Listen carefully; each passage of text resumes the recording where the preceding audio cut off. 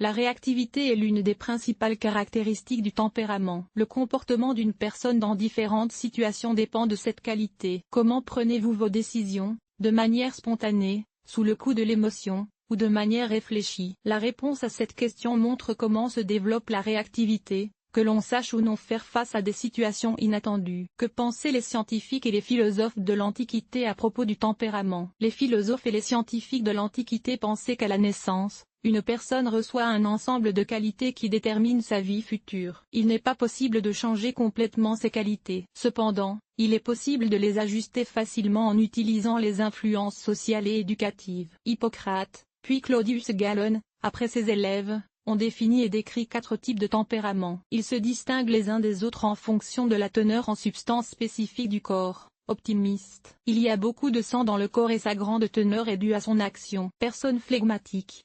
Ce type de tempérament est dû à la présence de pH. Colérique. Il y a trop de bile dans le corps de ces personnes. Mélancolique. Il est rempli de bile noire, qu'il ronge progressivement de l'intérieur. Jusqu'au XVIIIe siècle, cette théorie était considérée comme la seule correcte. Au XXIe siècle, les noms des types de tempéraments sont restés les mêmes. Au XXIe siècle, les noms des types de tempéraments sont restés les mêmes, mais les descriptions ont été modifiées. Principaux types de tempéraments. Aujourd'hui, la psychologie utilise le système de tempérament développé par l'universitaire Pavlov. Il a découvert que chaque personne possède un système nerveux particulier. C'est lui qui détermine son comportement. Il est intéressant de noter que cette théorie s'applique aux hommes et aux animaux. Selon Pavlov, la description du tempérament se présente comme suit: optimiste. Il trouve rapidement un langage commun avec des personnes différentes. Il ne tolère pas la monotonie. Il change facilement de tâche. Ils disent les choses à haute voix et font des gestes positifs. Elles ont un état émotionnel instable. Les personnes ayant ce type de tempérament sont promptes à ressentir des émotions, mais elles passent tout aussi vite. Les flegmatiques. Pour eux, la lenteur, l'équilibre, la lenteur et le calme sont inhérents. Ils n'expriment pas leurs émotions et communiquent aussi bien avec les autres. Ils ont une humeur stable. Les animaux pH ne peuvent pas être émotionnellement gonflés ou offensés. Les colériques. Ils sont connus pour leur tendance à parler vite, leur mobilité excessive, leurs expressions et leurs gestes joyeux. L'humeur des représentants de ce type de tempérament change instantanément. Ils sont déséquilibrés, insensibles et ne savent pas évaluer objectivement les gens et leur environnement. Mélancolie. Ils se caractérisent par la lenteur des processus mentaux. Elles sont passives, peu intéressées par la vie, fermées et souvent seules. Les émotions se développent lentement chez ces personnes. Cependant, elles varient en profondeur. Il convient de noter qu'en psychologie, il n'existe pas de tempérament optimiste ou colérique à 100%. En général, les tempéraments sont mixtes. Intéressant. Arthur Schopenhauer. Le mélancolique est fait pour la tragédie, l'optimiste ne voit que les incidents intéressants, et le pH ne mérite pas qu'on s'y attarde. Principales caractéristiques du tempérament. Selon les psychologues, les tempéraments de tout type présentent un certain nombre de caractéristiques. Réactivité. Principales caractéristiques du tempérament. Détermine la réaction d'une personne aux expositions extérieures. Sensibilité. Il s'agit de la force d'exposition aux facteurs externes nécessaires à l'émergence d'une réponse mentale. Chez certaines personnalités, elle est aiguë et inattendue. Dans tous les cas, d'autres restent calmes. Rigidité, plasticité. Capacité à s'adapter à des conditions changeantes. Introversion, extraversion. Influence le comportement humain dans la société. Excitabilité. Indique quand un facteur est affecté par une excitation émotionnelle.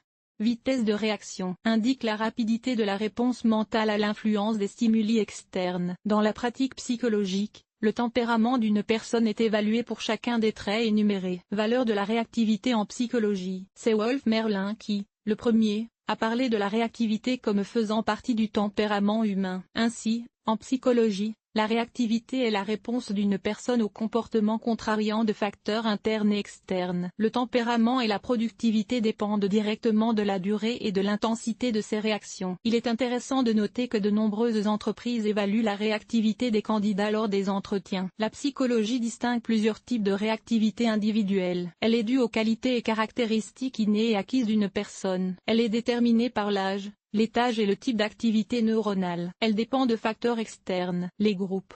Réactivité de groupes de personnes unies par des caractéristiques similaires. D'autres formes de réactivité sont également connues.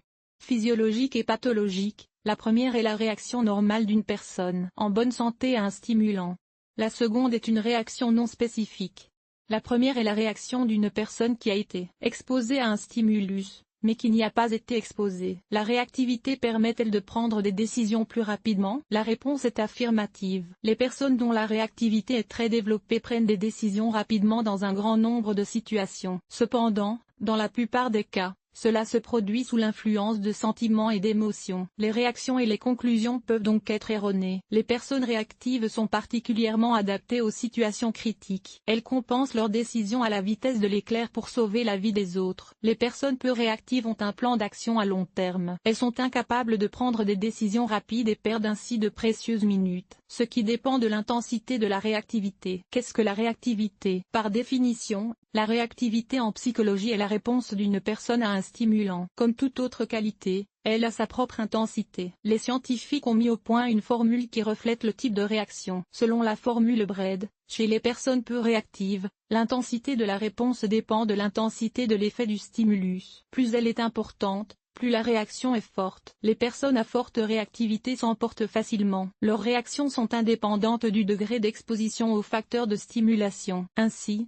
même des effets légers provoquent une excitation émotionnelle. En psychologie, une forte réactivité rend les personnes imprévisibles dans leur comportement et difficiles à contrôler. Comment la réactivité se manifeste-t-elle dans la vie normale? Imaginez une situation familière. Supposez que vous avez deux amis qui prévoient de partir en vacances. Soudain, l'un d'eux exprime le désir d'aller à la montagne. L'autre n'est pas un adepte des activités de plein air et propose d'aller à la mer. Chacun d'eux vous appelle pour que vous vous joigniez à lui. Vous réfléchissez longuement et décidez de vous allonger sur la plage. Bien sûr, votre premier ami n'appréciera pas cette décision. Et c'est là que la réactivité entre en jeu. Que faites-vous en réponse à l'appel à tout arrêter et à profiter de la beauté des montagnes? Essayez de gérer la pression. Suivez-vous vos désirs, vos préférences et vos projets? Ou bien protestez-vous et annulez-vous votre voyage à la mer pour aller à la montagne? Si vous êtes très réactif, vous vous écartez peut-être de vos désirs pour favoriser ceux de votre ami. D'ailleurs, ces décisions hâtives ne dépendent pas de la personne à qui elles s'adressent. Il peut s'agir d'un parent,